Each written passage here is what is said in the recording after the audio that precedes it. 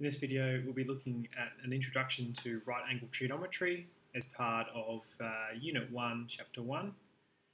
So off we go. Right-angle trig. Well, here's a few notes we could use. So right-angled, we obviously are looking for triangles that have a right angle. Okay, and we can use trigonometry, which relates angles with sides. There's three trigonometric ratios. We've got sine, cosine, and tangent. Sine theta is equal to opposite over hypotenuse. Cosine theta is equal to adjacent on hypotenuse. And tangent theta is equal to opposite on adjacent. How I remember this is so, ka, toa, toa. And we just remember so is S for sine, so that will go there. And then O and H, that goes on the top, and that goes on the bottom. So they all have that same process, C, cosine, A, the top, H on the bottom, T for tan, O on the top, A on the bottom. So here's us finding lengths with trig and finding angles with trig. We use inverse when we're finding angles, and we just rearrange algebraically when finding the sides. So we've got some examples here, and I will zoom in just to save your eyes. We've been asked to solve for the unknowns in the following triangles and stating the lengths to 2 decimal places and the angles to the nearest degree. So off we go. First thing, we know it's a right angle trig, so I call that RAT, and we've got a right angle there. Okay. Now when we're labelling, we need to know how to label a triangle. So in this case, when we're labelling a triangle for right angle trig, you need to know 3 things: the hypotenuse, the opposite, and the adjacent. Hypotenuse is the easiest one. It's opposite the right angle. So in blue, I'll show that. So this side here is the hypotenuse. Here we have the angle. Okay, so now we're going to use the adjacent and the opposite. Adjacent means next to. So that there is the adjacent. And we have across, which I'll do in red, is the opposite angle. Or opposite side, I should say. Okay, now once we know how to label, we just identify which trig ratio we use, looking at what knowns and unknowns we have. So we've got an adjacent, we don't know it yet, but we need to find it. So adjacent's important, and so is hypotenuse. So we're going to use so, ka, toa, so ka. Write out the trig ratio. Substitute in the angle.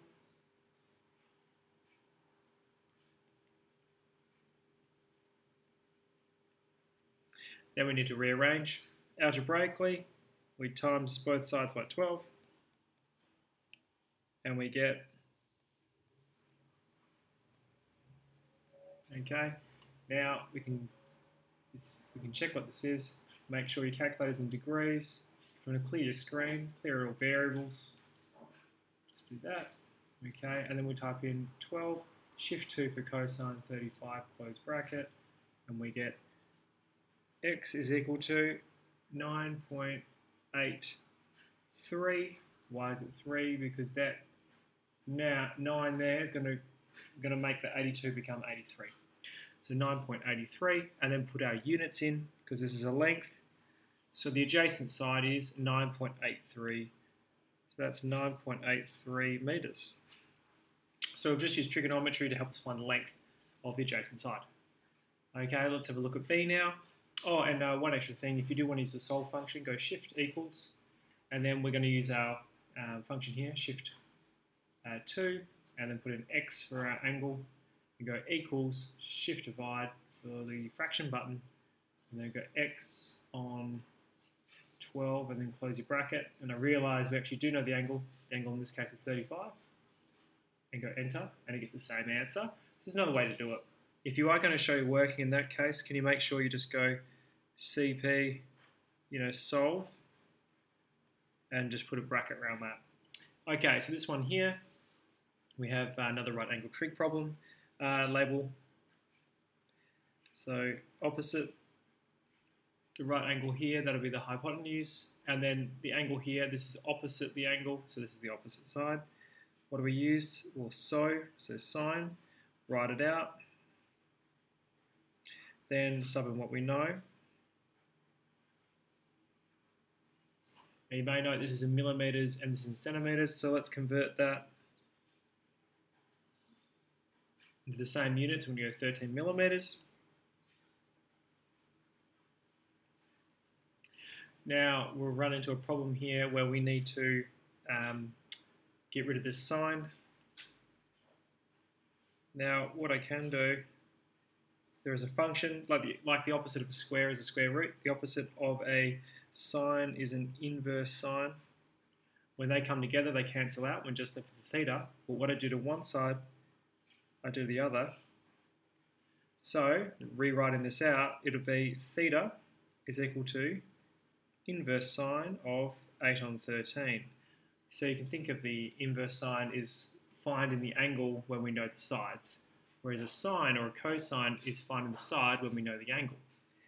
If we put in our calculator, you need to go to keyboard, trig, and this is where our sine is, and then you type in shift divide 8 on 13, close bracket, and we have our answer there. So theta is equal to 30, and we're going to go to the nearest degree, so it's 38 degrees. Okay, very last one here, we need to work out x and y. So we've given a 5 and a 56. What we do know, we know that's the hypotenuse and this is the opposite. So we're just going to use right angle trig twice. So let's do, I don't know, this one's the adjacent side, so let's do cosine first. Okay, we know our angle. We know that's 5. We know the hypotenuse is y. Now in this case here, whenever you're solving for an unknown denominator, you need to do a bit of trickery. To get rid of the denominator of y, we times by y. They cancel out. What we do to one side, we do to the other. Okay, and there's another way we can do this as well if you like, but let's do it this way. And this cancel out, the y's cancel out, so we're left with 5 on the right hand side. On the other side, we've got y cosine 56 degrees. To get rid of the y times by cosine 56, the opposite is dividing by cosine 56. And what I do to one side, I do to the other.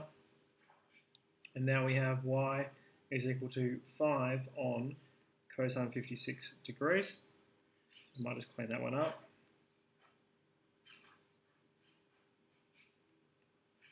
Okay, and then we'll just type that one in, shift divide 5 on shift 3, 56.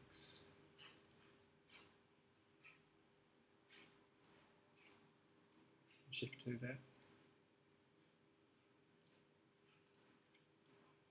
And we get 8.94.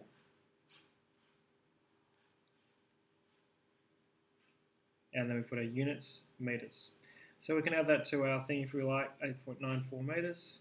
We can do a sanity check. We know the hypotenuse has to be the longest side, and so far it is, so that seemed to work. Now, a little shortcut here. One thing I'd recommend doing once you're happy with this is you can just swap the y and the cosine 56 around. Do you see how here we can go straight to that point there and bypass all this times by y dividing by cosine 56? Okay, that's like our shortcut. So y is equal to 8.94. The other one, let's calculate that quickly. It's going to be the opposite, and we do the same thing. So I'd recommend using the 5 because that's a nice clean number rather than the 8.94, which has been rounded or truncated. So we're just going to look at the a. I'm going to use tangent for that. So tan 56 degrees is equal to opposite, x over adjacent, 5.